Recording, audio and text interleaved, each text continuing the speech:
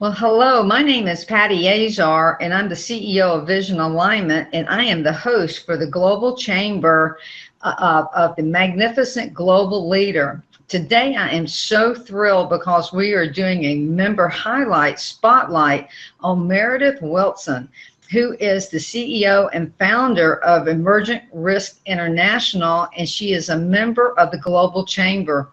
We are so excited to have Meredith because she's kind of in a unique and niche market out here. And now we have gone past the election, and she's going to have some great advice about how to stay solvent and mitigate your risk out here once you decide you're going to be in the global market.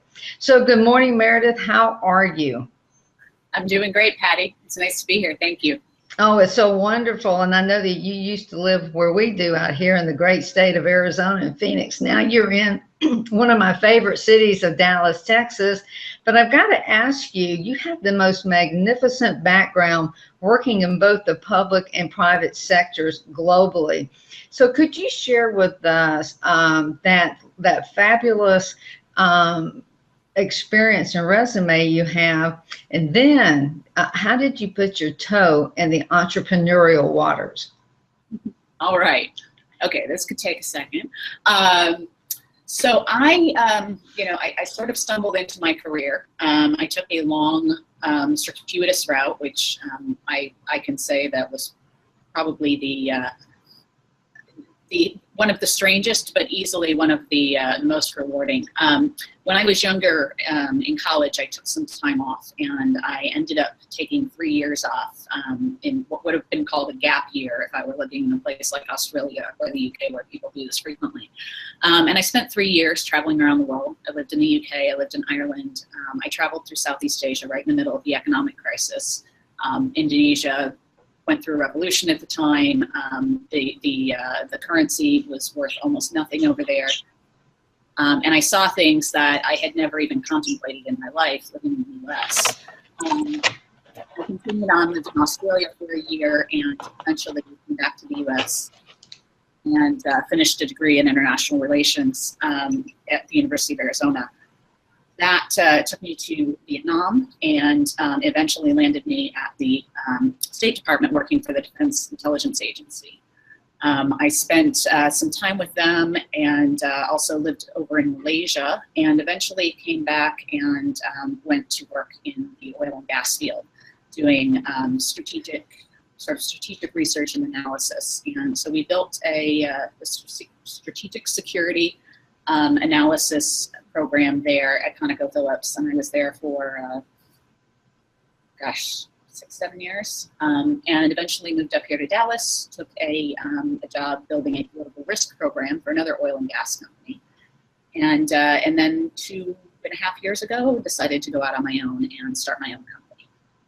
That's a huge transition, leaving corporate America, because I did that, and it's just fraught with fears and things we did not know that were going to come at us like this. Yeah. Explain to us, because I love the fact that you have such a great background in understanding risk and being able to put the real models together to truly give people evidence. So explain to us exactly about your company today. And I know you have like 4 sectors that you offer to support people. Can you go into that for us?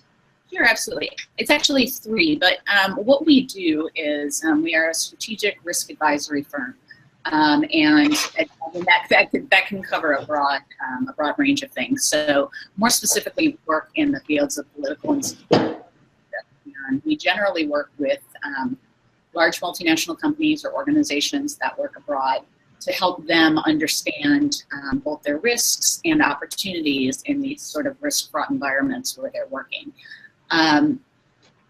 We do this in 3 ways. We have 3 lines of business.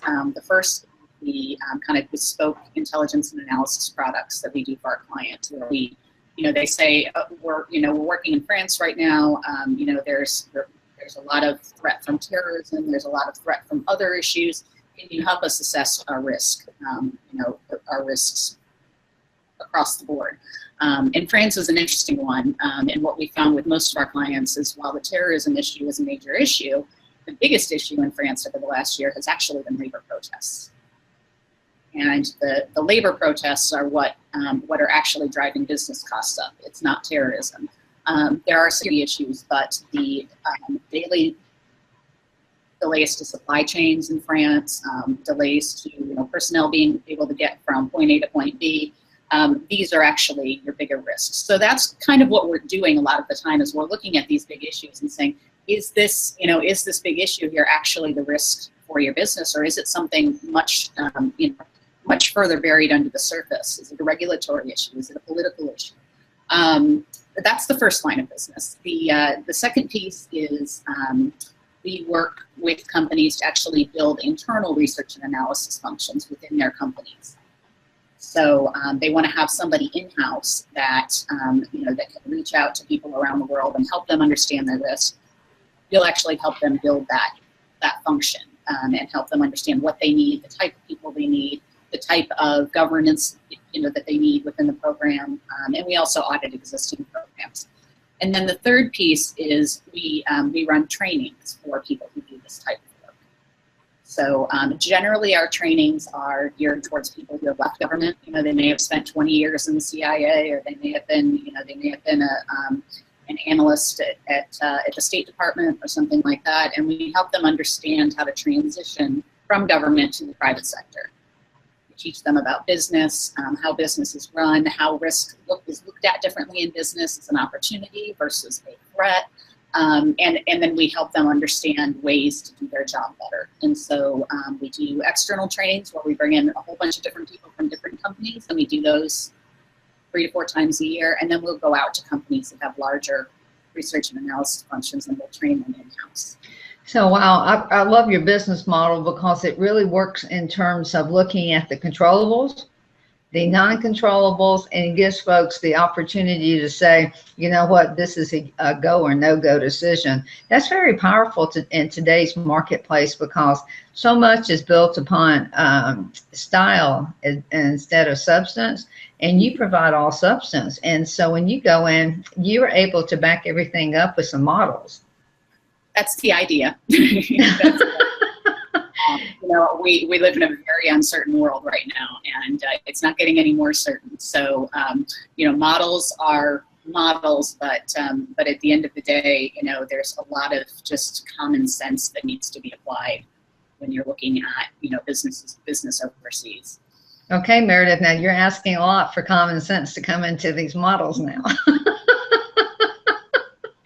And so let me ask you, we had never talked about this, but Brexit, did that have an impact in terms of your business and some of the modeling that you've had to do over in Europe?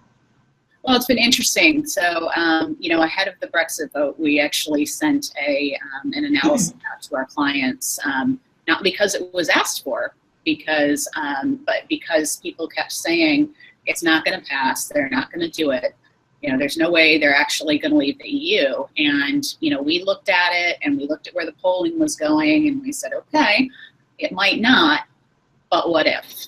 And, what we're running into right now is a lot of this where we would previously have said, what if, oh, but it's not going to happen, and it wouldn't happen. And now we're moving into a period of time where people have become so frustrated that the what ifs are happening. Oh. And so we ended up, putting together this analysis and saying, okay, understood, you don't think this is going to happen. But if it does, you're looking at an entirely different regulatory regime for the UK than what you have in Europe. And a lot of companies, particularly in finance, auto manufacturing, have gone from, they're pulling supply chain, they're trading across borders into the EU. They have employees, lots of employees that have come to the UK to work on, the sort of Schengen zone visas. They don't have to have work visas, anything, and all of that now is subject to change. And so it's not a security risk, it's a cost risk. Oh, yeah. Just massive increase in regulatory costs for them. And some businesses are slowly but surely moving employees and sort of headquarter offices into other parts of Europe, which is exactly what, we kind of predicted would happen. So yeah, we've done some work on that post-Brexit. Right now we're in the limbo period where everyone's just waiting to see what happens. I don't know if you saw the court ruled in the UK that it actually does now have to go to a vote in Parliament. Yes. It's interesting because that could be an escape clause for them. Right. And it would be very interesting if that were to actually occur, because that would upset a large portion of the country, but certainly make a lot of other people happy. Sure. But so we're just waiting now to see where is that going to go. What is the, kind of what's the next step here? How's the government going to handle this? How is Parliament going to handle this? And so it's one of those issues where you sit back, you write a couple papers on it, you speak with your clients about it, here and there, and when new things pop up, it's, oh, here, we need to look at this real quick, we need to look at this real quick, but it's a long burn issue right now. Once we know when Parliament's going to vote on it, we'll have a better idea of how much more work we need to do. And what about for some of the other countries there that are looking at this, and because this may be a true decisive point, an apex for other countries to follow it, if in fact their parliament agrees and continues? Will that bring business for you? It's a possibility. We're finding new clients every day, and we've started to work with some clients overseas, so it's a possibility. But again, it just either way, there's going to be issues. If Parliament decides against a Brexit, you're going to have a public backlash in the UK. You're going to have a lot of people who are upset, and so you may end up with security issues. Sure. So on either side of that, there's going to be a reaction, and that. Unfortunately, the climate that we're living in, there is no shortage of things for us to analyze. So there's a good chance that there will be more questions, and we'll work around that issue for sure. And so are you working with major, the global nationals here in the U.S. before they make moves over, not just to Europe, but to any place in the world? Yeah, it depends on the client. Most of our clients are in the Fortune 100. A lot of them are in the Fortune 20s that are already very heavily involved overseas. Some of them have in-house intelligence or analyst functions that we augment, where we'll do kind of third-party assessments to say, okay, we're taking a step back from this. We don't have any vested interest here. We're looking at these different issues. Some of them we do all of their analysis. And then we're starting to pick up smaller companies as well that don't have any capability in this area and have only recently realized that they need it. The function itself, this idea of having an sort of an internal political security risk function is still relatively new in the U.S. And so oil and gas has had it for a long time because oil and gas is very traditionally exposed to a lot of big risks. Same with mining. But then companies like finance have started picking them up in the last 10 years or so, post 9/11. But now you're seeing consumer products, tech is one of our biggest growing fields right now. We've got a lot of our clients coming out of Silicon Valley, and previously Silicon Valley really didn't kind of buy into the need for this type of work. But increasingly they are in everybody's crosshairs. So whether it's regulatory, security, I shouldn't say crosshairs. No, that's really true. I mean, because how can you do anything in today's age without technology, and then the advanced technology and in terms of manufacturing? So I would think that touches everything you're doing. It does, and it's supply chains. Now with this, with the developments with the election, supply chain is going to be a really big thing, because now we don't know where the trade barriers are going. Right. When we have more trade barriers, are we going to have retaliatory regulation from companies overseas? This is a very uncertain environment for them. So, as I sit here and look at you, I'm thinking, wow, how fortunate your clients are to have you in so many ways. But one of them also is that you sat on the other side of the table inside the State Department. Like my good friend and client here, Melissa Sanderson, who was with the State Department for a couple of decades. And just knowing in terms of those internal workings, and for you to be able to bring those models and then understand the impact to both sides of the desk. For me, it was the Defense Department, but the model is similar. And it's interesting because I would almost call it a side project. Since I went into the private sector, have played this sort of translator role between government and the private sector.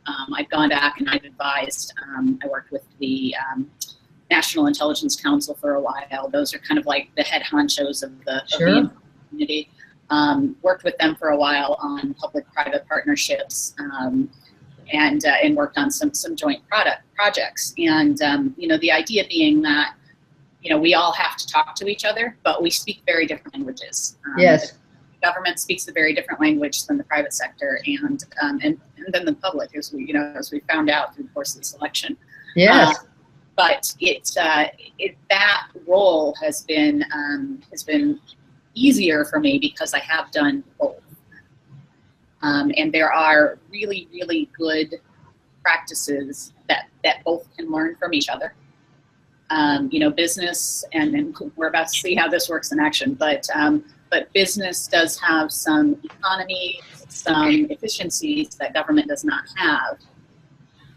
But government does have a lot of incredibly smart people and incredibly innovative ideas that we don't hear about very often. I love that you said that. I love that you said that, because that's the way that you can mediate through these and understand, really come to a negotiation table, understanding how everyone wins from that and tapping into the very, very best. That's where I see part of the value that you come from, because I can see how you can easily break down barriers and to be able to say, I truly understand, and let's try to figure out the best solutions for all. Yeah, I mean, that diplomacy piece is exceptionally important. And in government, government is very used to kind of coming in and saying, this is how we're going to do things. Right. It's a pretty top-down model. It's very much, predicated on seniority, how much time you've been doing the job, all of those things. And it's a very thou shalt kind of environment. Particularly when you're working with the military, even as a civilian. When you go into to the private sector, that does exist. In fact, I tell people sometimes democracy really doesn't exist in companies. No, it does not. Different model, but that need to be able to understand how to influence people as opposed to just telling people what to do is one of the hardest changes for people that come out of government, to go, from 20 years in the FBI to suddenly working in a company where if you want to get anything done, you need to make friends can be very, very difficult. Collaboration. But it's such an important skill. Yes. To be able to understand what someone needs and be able to give that to them in order for everybody to succeed. I so agree. We love the command and control model in terms of being able to build the strategy and objective strategy, but we don't hold it in terms of being military autocratic, so that you're able to collaborate and break down those walls and be able to really build those interdependent systems and processes so people can win. And quite frankly, what you've been talking about is all based upon the reward and recognition system for everyone to really be a winner. Yeah, and it's a subtlety that is sometimes difficult for people to understand if they have not experienced that environment. And when things come out from the government that are misunderstood, or things come out from business that are misunderstood, that subtlety of influence is not getting people to exercise your will. Influence is being able to make things work for everybody, and being able to, for everyone to get a reward from this, rather than it being an I win or you win situation. So we just had the presidential election. We have a president-elect, and so there's so much uncertainty out there. So are your clients reacting to it now? Or are they just kind of saying we're going to sit and wait? Or is there anything that they can do to work within uncontrollables to protect their futures? It's really, it's funny. I was at a meeting yesterday here with the Dallas Regional Chamber. They had some folks come in from Washington to talk about what they expect. And every one of them said they were revising their remarks right up until about an hour before the program, because remarks that they had prepared on Monday clearly were not the remarks that they ended up going with.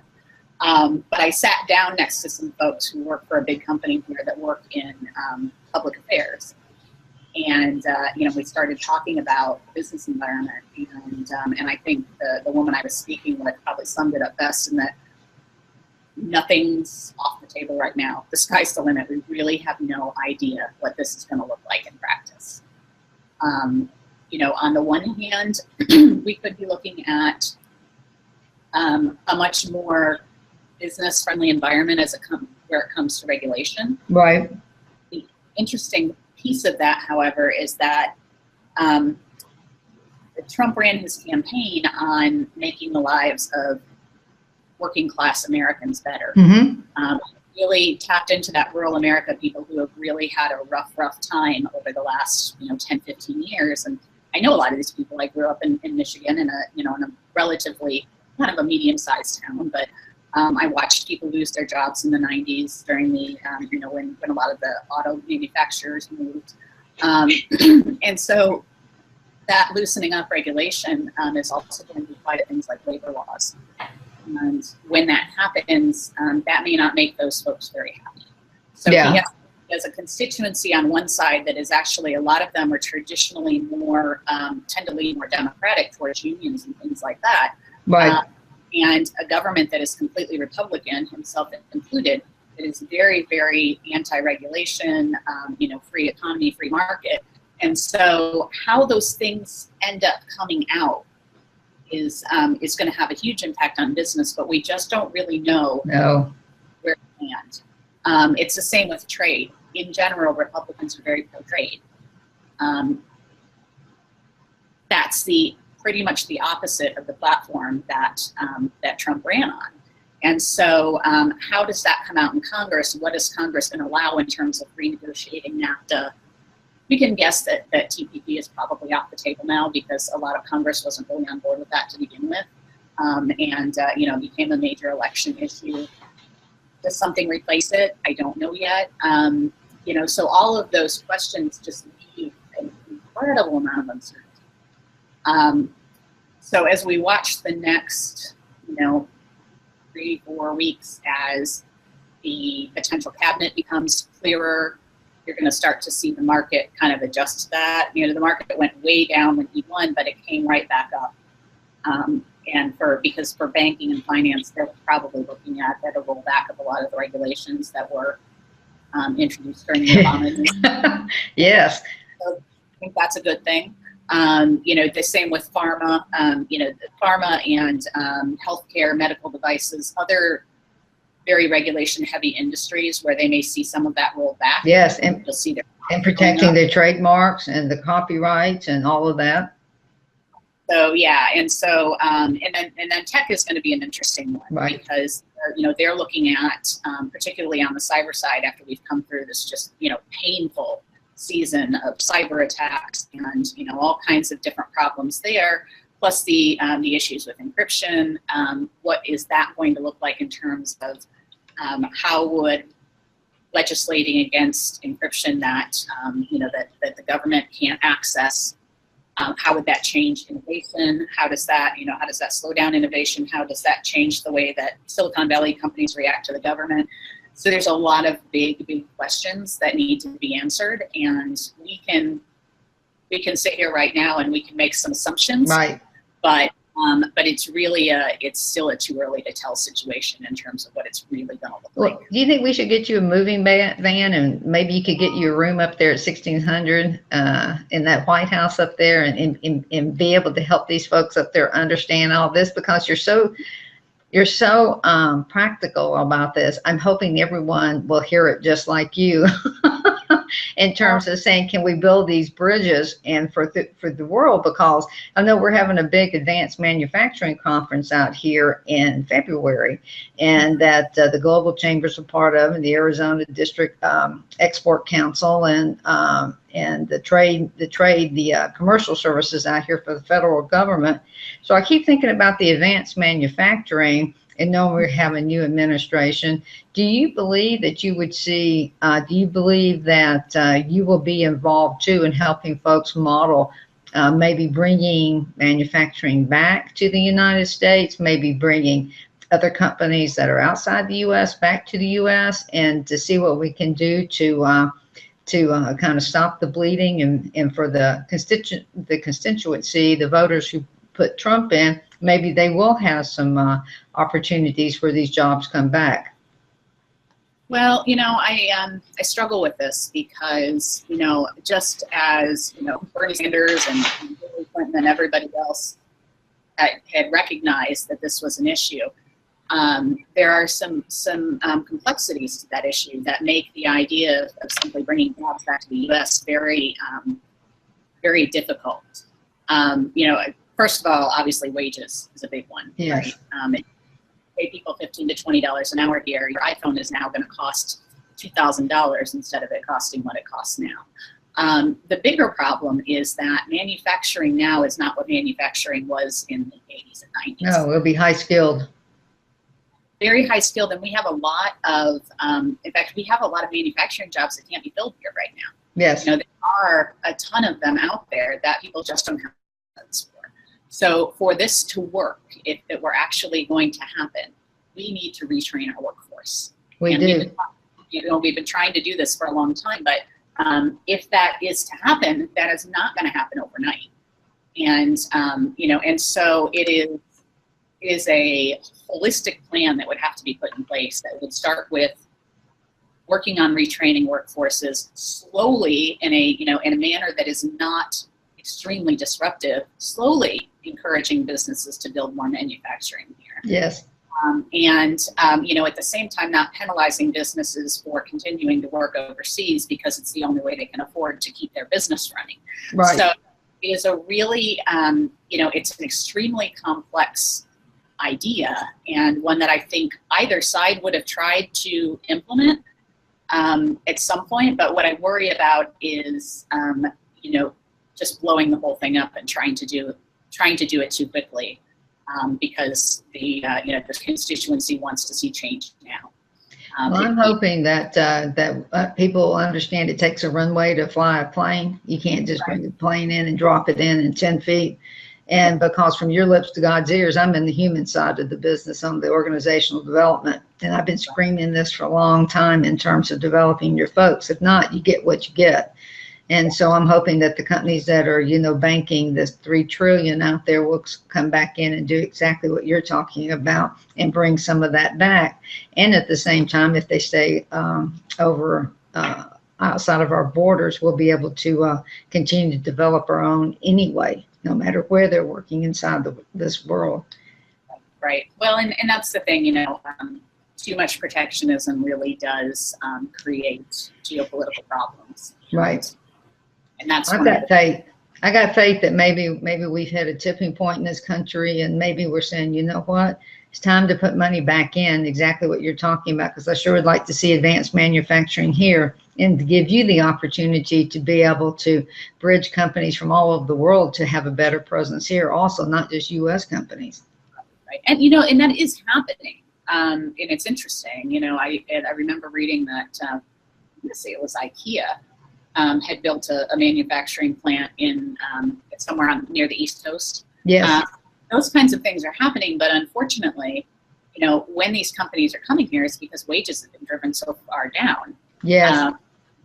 So it's not a situation where they're coming here and they're paying particularly good wages. But that is, as long as we have the sort of global race to the bottom where, companies are looking for the cheapest labor, you're either going to have companies come here for cheap labor, or you're going to have companies go somewhere else for cheap labor. So it's a really big problem with without any easy answers. I agree. We can't end this without really having the opportunities for you to tell us and give us a couple examples in a couple of different industries where you were able to go in and say, let us put our model in. This is what we have found. And if you're able to work with this, you can have some positive results. So we would really like to hear a couple of examples so folks out there can understand what you do, the practical impact, and then maybe how you can help them in the future. Absolutely. Yeah, so I was thinking about this, and there's because we do these sort of 3 different lines of business. There's a few different different ways we could go with this. But on the emerging markets piece, I think we'll start there. I have a client in infrastructure engineering, that type of work, and we have done actually kind of a hybrid with them where we have helped them build an internal program, but at the same time, we are also functioning as their analysis program while they're getting all of the frameworks in place and all the governance in place. And so one area that we've worked with them a lot on is new market entry, because they've been looking at pushing into some pretty high-risk markets, and have previously been in relatively safe markets. And one area that we spent some time talking about was Iraq, and I believe it was around maybe this time last year we started talking with them about Iraq and put together a fairly comprehensive document that to help them really understand what that risk environment looks like. Because when you stand back from here and you say Iraq, people still get pretty worked up about that. But when you start really looking at it and kind of sort of deconstructing the issues over there, there are a lot of really interesting business-friendly policies being enacted over there. There's a lot going on in the South. A lot of interesting initiatives to bring businesses in, and you would miss most of that if all you ever did was read the newspaper. It's true. You would spend a lot of time thinking about ISIS, and we did talk a lot about ISIS, and we talked a lot about some of the other legacy militant groups that are left over, some of the problems that are going on in Baghdad. But you really have to be able to get much, much deeper than that, and really kind of scratch below the surface and say, okay, I know what the major media outlets are talking about, but we need to talk to people on the ground there. We need to talk to people in the embassy. We need to talk to businesses that are working there. And so we spent, a lot of time going out to talk to people who are actually on the ground there. We didn't actually go to Iraq in this case. We usually got them on the phone. But that was my next question. That can happen. Sure. That gets priced into the product, but of course. But we mostly spoke with people via phone, but really reached out through our networks, and were able to bring them some very, very good information about, what is really going on there. And, do you really want to do business here? We don't, I don't recall ever saying to a client, you should not do business here. We don't do that. What I talk to them about is, if you want to do business here, and yes, safely, and you want to make sure that your people are safe, that you're not exposing your business to too much risk, this is what it may cost you. And that's what I love about your model. Your model is non-emotional. Well, we tried. We tried. Sure. You can't. You have to be able to step back from the kind of hyperbole that we deal with every day when we look at the media. Because it's very counterproductive to anything really, government, business. You really can't make decisions based on that. So we were able to give them a very, I would like to think a very accurate picture of what people are really seeing over there, and particularly what businesses are seeing over there. We dug down into who's working here right now, who's actually in country, building business here. As you might imagine, this is a country that needs an enormous amount of infrastructure, electricity, highways, you name it. So there is a lot of opportunity to help and to do good over there. So we that's one. That is on a the great training example. That's an awesome example, because that's not one that I would have thought of. And what I love about your model is that you know your role, and that you don't overstep that role. And that's very powerful when we are out here as consultants, that we understand what our role is to bring the information, and the business owner has to do what's important for them. Right. No, at the end of the day, the decision is theirs. We don't make decisions. We don't really even advise on what the decision should be. We give them the information, and we give them our recommendation, and then we generally walk away. We are not sitting at the boardroom table unless somebody wants us to come in and do a briefing. We are in a decision-making capacity, nor do we want to be on these types of things. I love that. I absolutely love that and appreciate that, because I've seen so much in the market out here, and yours is powerful. No wonder you're so successful out there. Give us another great example. I think from a different perspective, I talked a little bit about how we, how we help build intelligence programs, how we help audit those programs, and help improve those programs. And one company, a tech company out on the West Coast, a very large tech company that we work with fairly frequently, we have gone in and done yearly trainings with them. And what we do with them is, we come in and we look at what's working between your different groups. So they have, this is their security department. They have different groups of security personnel that do different types of information and analysis, and they have a very, very large presence within the company. But what we've been helping them do is get these folks to talk to each other, to work with each other. And, that's a novel idea. How dare you? So, when you build a function like this in a big company, you're pulling from, the military, the FBI, the State Department. You're pulling all of these different people together who traditionally don't work very well together in the government, right? Because each group has its own culture and its own way of doing things. And so what we found is that all of these people are brilliant and very, very effective, but they didn't necessarily speak the same language. You had one group of people who were very tactically focused, considered this sort of information and analysis from a very different perspective than the other group of people who are more strategically focused. Of course. The strategically focused people are generally the ones that were intel analysts in the government, things like that, where the tactically focused are generally the ones who were security folks in the government, who were actually out there in operations, things like that. And so what we did with them and continue to do is help them build a common lexicon so that they were all speaking the same language for a start. So they all had the same definitions of, of what credibility is, of what, information, what credible information looks like, what are acceptable sources of information for us to use as a company. Because, my left-leaning, news magazine over here may have very different information than your right-leaning news magazine here. But actually, maybe those aren't the sources we want to be using at all, because we need to be, as you said before, a little more unemotional about these things. And so we were able to bring them together and kind of help them understand how each group did their job and how each group can support each other better to do their job better.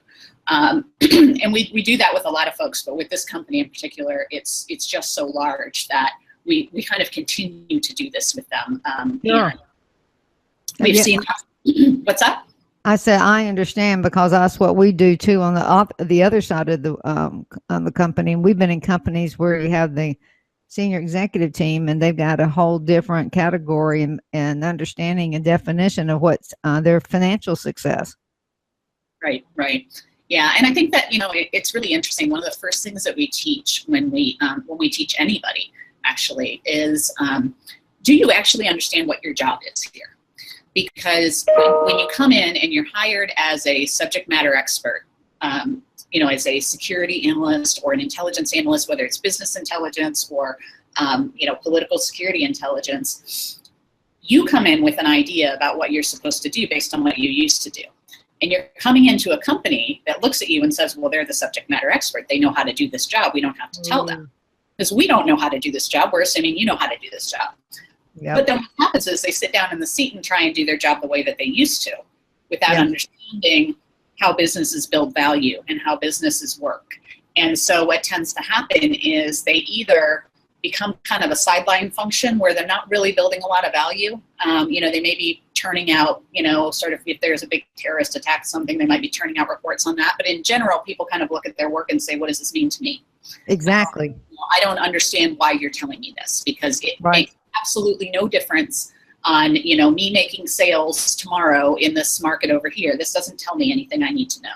That's right. So one of the first things that we do is help people really understand what their job is. And in order to do that, we have to help them align their, and it's funny, I'm thinking vision alignment here, but their vision of what they do with what the actual mandate of the CEO of that company is. because it all filters down, right?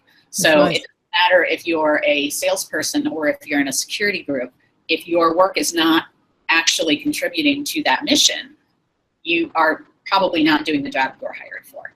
So, you're not driving any value for the organization. And these are the folks that eventually lose their positions and not understand why.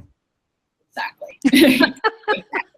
You know, and some of that was learned through experience, Patty. Sure. But that's, you know, that is one of the core things that we do, whether it's the analysis, whether it's the, you know, whether we're actually going and auditing, whether we're, you know, we're training people, is this aligned with the mission of the company?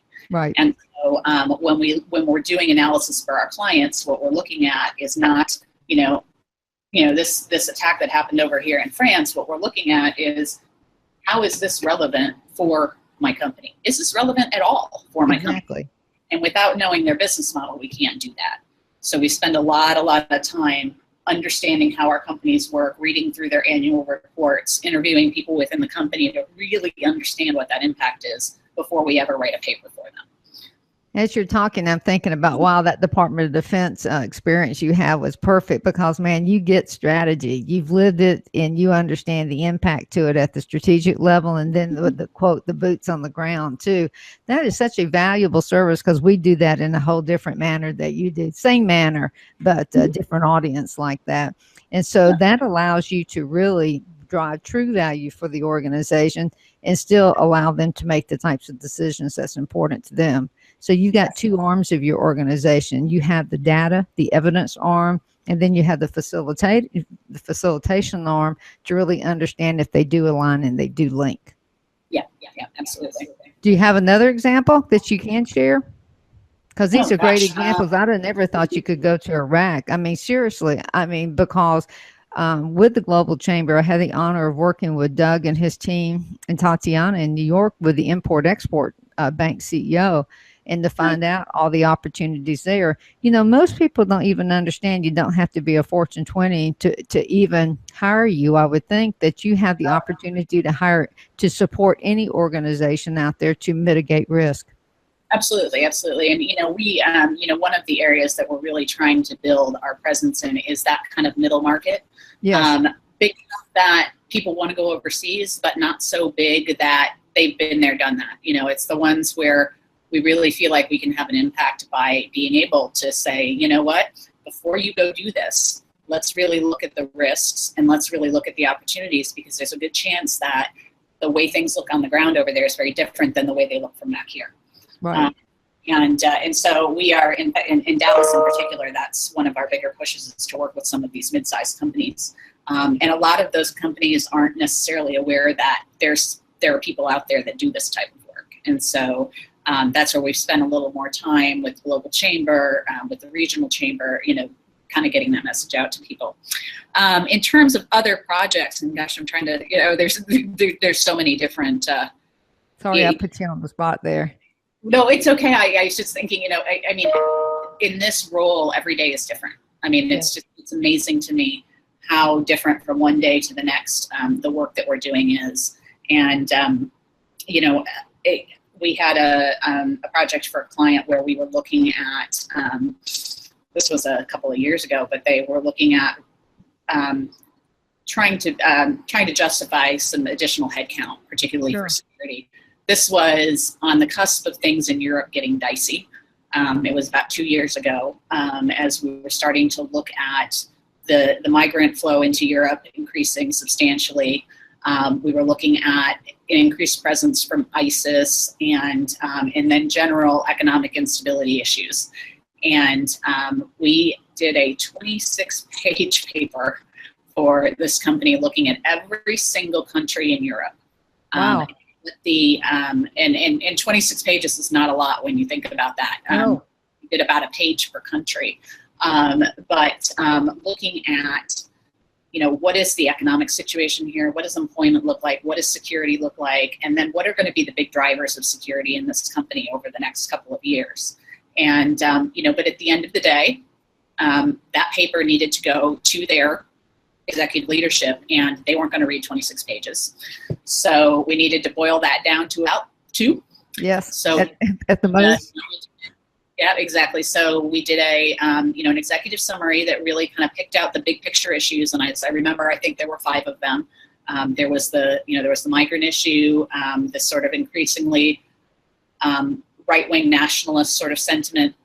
There was the Russia issue. All of the issues that we're still looking at right now, basically. And then the second page, we built a really big chart. And this is something we do a lot of, where we're really trying to innovate analysis and find a way to communicate as much information in as little and the easiest way possible to take it in. So this was a chart that looked at, the drivers of these issues. So employment numbers, right. GDP numbers, and then, here's where we think the risk is going. Is it going up? Is it going down? What do we think the risk level is right now? And what are going to be the key issues that drive that? And we managed to put that all on one page. But it was very, very well received. They did get their additional headcount, and that was important. More importantly, we can look back now 2 years later and say, we were right. I just absolutely love that. And I really respect companies that do right things right the first time.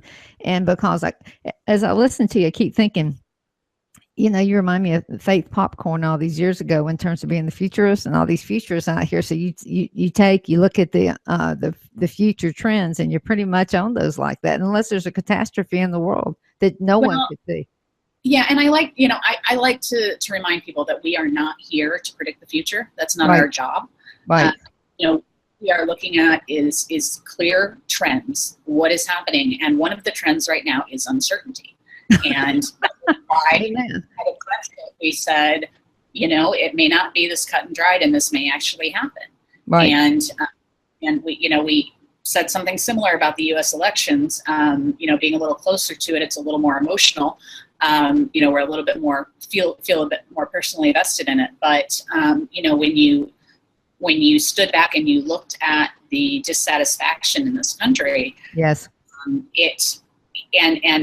then just the sheer amount of problems that the other side had to contend with in terms of things like WikiLeaks and all of that kind of stuff, it was honestly, it was tough to call. But the polling at times did seem off.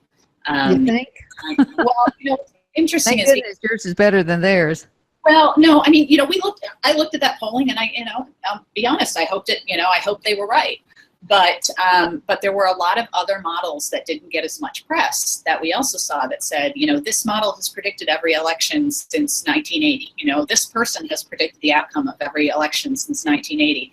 And they were all saying Trump. And yes, those political science models. Exactly. I was reading that. Yeah. So, but when those things come up and people know that the potential changes and the potential impacts are so big that it's hard for them to imagine what that would look like, it's much easier to say, oh, but look at these models, they all say this, and just kind of forward. We've talked about this with China a lot too. Something were to happen with the Chinese economy and it really, really went south. Yes. The impacts of that would be enormous. Yes. And I have urged companies to really take a look at that. Build that as a strategic product or project. Sit down and say, here's 3 scenarios for China over the next 10 years. In each of these models, what does that mean for our business? If we're a big tech company or we're a big manufacturing company and we have all of our supply chain tied up in Asia right now, yes, what does that model look like if things go really, really bad there? Yes. Thankfully, it looks like China may be stabilizing, but we just have so much uncertainty, and the things that drive the markets now are not even the things that drove the markets 5 years ago. No. And so that need for scenario planning is very, very high. That need for really kind of standing back and saying, okay, I understand that things are going good today and the market likes this a lot, but if things don't go well, where are our vulnerability points? What are the really big things we need to consider? So, that's my mantra. I spend a lot of time talking with clients about that. You'll see if you can dig into LinkedIn. I've written a bunch of things that are on my LinkedIn profile And that's generally my mantra is don't wait to think about these things. Correct. And some time really considering what this is going to look like with either outcome. And I know it's kind of like that old thing in war, you know, the strategy, you have a strategy until the first bullet shoots, you know, until the first bullet fires out there. You need to have some type of a structure out there, but you need to be able to have the information. My best friend's a CFO of a steel company.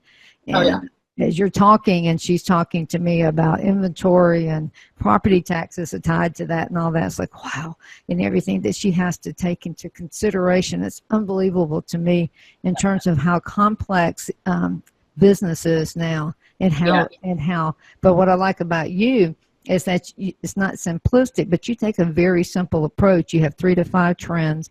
This is what you need to consider, and here's the information for you to say a go or no-go decision. I have to tell you, the market is very, very fortunate to have you. I'm thrilled to have you today because you truly are a magnificent global leader because you understand your value, you understand the value of your organization and your marketplace, and then what you're able to do is to take a very unbiased approach and really help your organizations out there do what is best for them. I'm so grateful for Karina Smith recommending that we connect out here, because I want to encourage everyone, because I have a distribution background for what you're talking about. And every time that I was on the Federal Express tarmac and I saw all the planes come in, and I think about everything that you're talking about and how the world moves through distribution and everything that you're talking about through people and services. I would love for you, Meredith, please give out a really strong shout for your organization, how they can find you. And then also, let's make sure that folks understand you do not have to be a Fortune 20 to be able to work with you and your services. No, absolutely. No, we are, we're online. Emergent Risk International is the URL is emergentriskinternational.com. You can go to the website. It will talk to you. It'll show you our kind of 3 different business lines. There's also a really neat thing you can do on our website where you can actually go and register to use our data portal.